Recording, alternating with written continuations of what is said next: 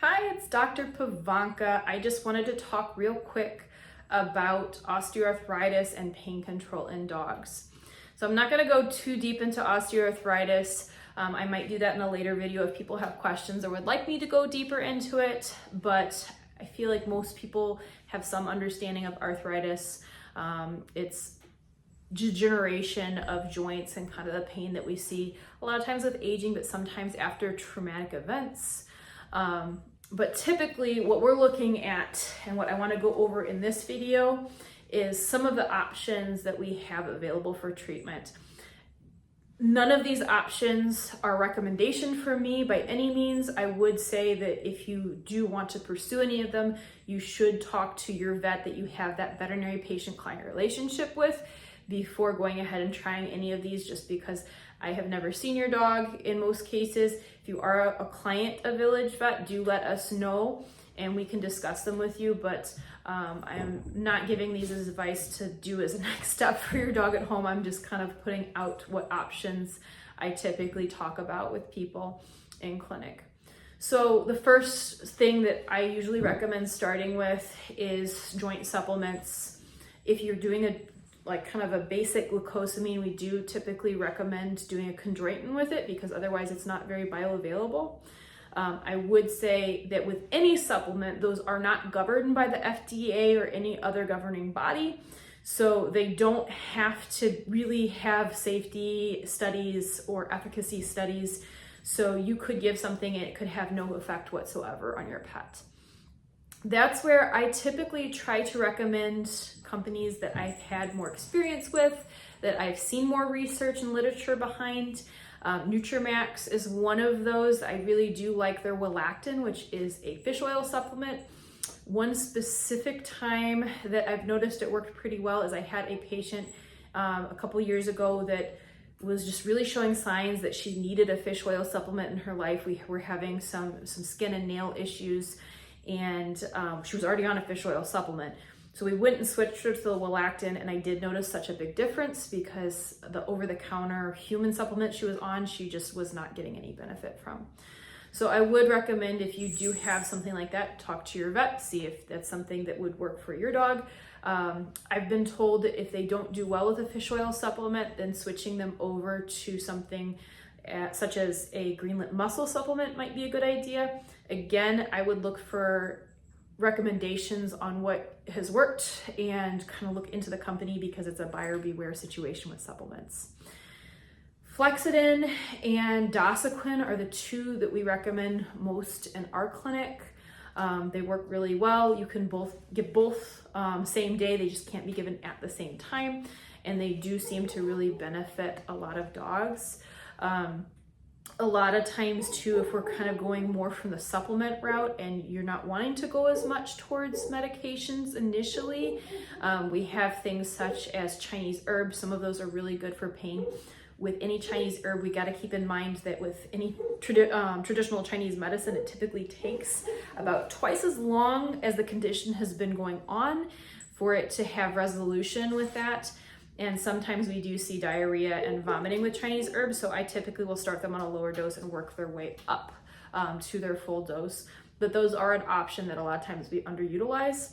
I would say if you are interested in that, you can use, I think Chi University has a vet locator that has all of their listings of their graduates. So you can go find somebody who has herbal training.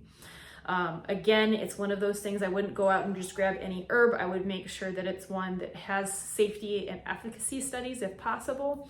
I like Jing Tong Herbal because that's who Dr. Shea, who teaches and runs Chi University, that's his company. So I know that he does his research behind that. He wants it to work well. So I feel comfortable recommending that one, but it again is something that we look at your pet for their pattern to see what pattern we're treating, and that isn't necessarily you have arthritis pattern. It could be they have a bony V pattern, they could have a Wei syndrome pattern. There are so many different things. It could be a local stagnation of qi. So it's something that you definitely need to talk to your vet before starting, but it is something that's out there if you are interested in pursuing that as a potential treatment. Same thing with acupuncture or photobiomodulation, which is our new term for laser therapy. There are levels of that in different classes of laser, so it is something to talk to your vet about to see what they have, what works.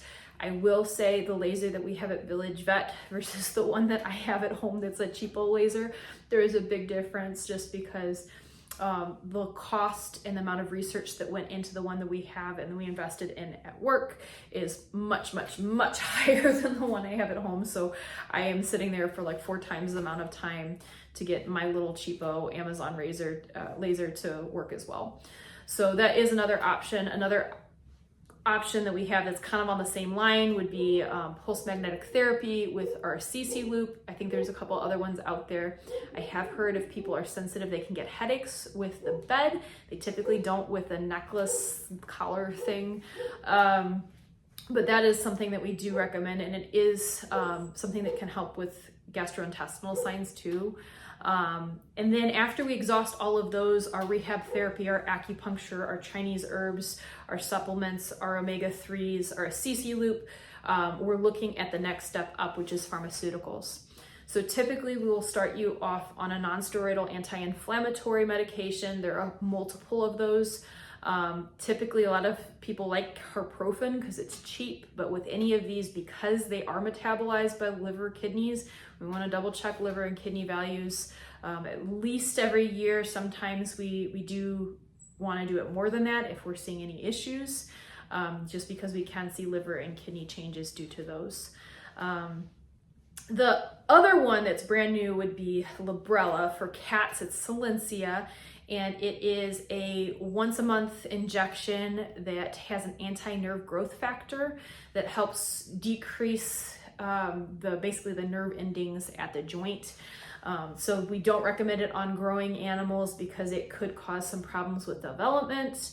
And there are some kind of questions about it. It's newer, it's been out in the UK longer. I haven't seen as many problems with cats as I have dogs, and it's one of those things that's really hard to pin down because the question always ends up being, is it something that the dog already had, or is it something due to the Librela? The biggest complaint I've heard with the Silencia, the cat version, is that they didn't think that they got 100% pain control with it. Both of them, it typically takes up to 3 months to see any changes with it. I will say for some dogs, it is the best medication, and it has saved a couple of my patients because we thought we were gonna have to let them go due to arthritis, and we had a lot more time with them. That said, anything that's new, I typically like to take with a grain of salt. So far, we've had pretty good luck with it, but there are some side effects you can see, and I would definitely recommend talking to your vet about that and coming to your own conclusion, your own comfort with if you want to pursue that or not. Like I said, it can take up to 3 doses, which it's 1 dose a month to really have that effect. So it's one that it's kind of what's your comfort level with newer things. A lot of people have had really good luck with it and had complete like turnarounds with how their dog's acting with osteoarthritis. There's some videos circulating that are just wonderful. But it's one of those things. Are you sure that it's just osteoarthritis that's going on? I personally don't like to use it in dogs that have any neurologic signs just because I worry that it might cause things to get worse. I haven't seen anything in the literature about that, but it's one of those things. It's a newer drug. And then going on from that, some people do like low-dose ketamine injections for their dogs. Those are done in clinic, but that is another option. And then finally, I wanted to talk about supportive devices. So you can get custom braces. I don't recommend going and getting over-the-counter knee braces or braces for your dog in general, just because I've seen some that I don't know if the pin was too tight on the little like bracket for the leg or what. But when I slipped it on my elbow, because I was trying to figure out what was going on with the dog, that he was more sensitive after going out with his stifle brace on, it was almost like I was at the gym working out.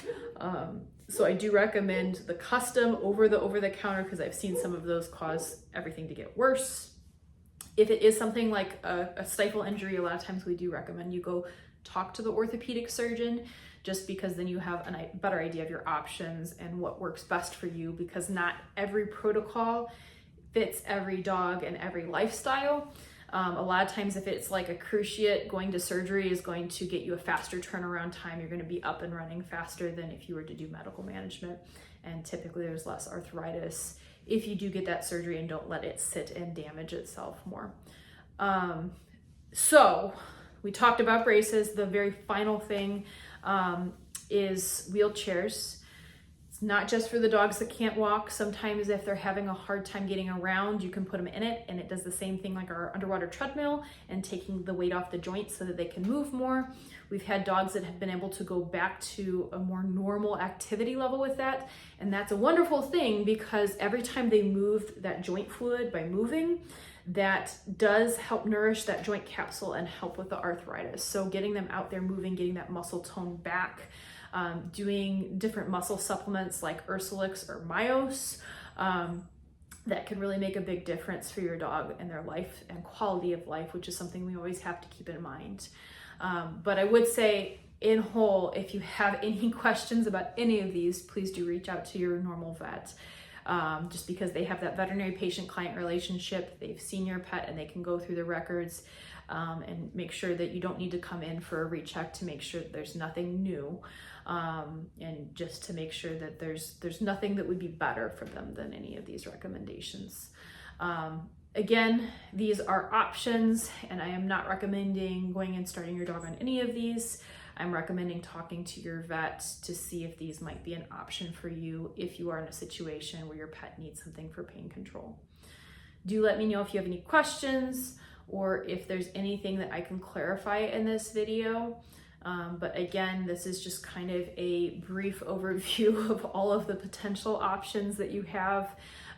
Definitely do talk to your regular vet about other options. There are some that I didn't talk about, like amantadine or joint injections. They're just not things I use as much. Amantadine I do use quite a bit though, just to say that I can't make a video containing everything. Again, let me know if there's any questions, but that's kind of my general overview of all the potential therapies that we do have to help with joints.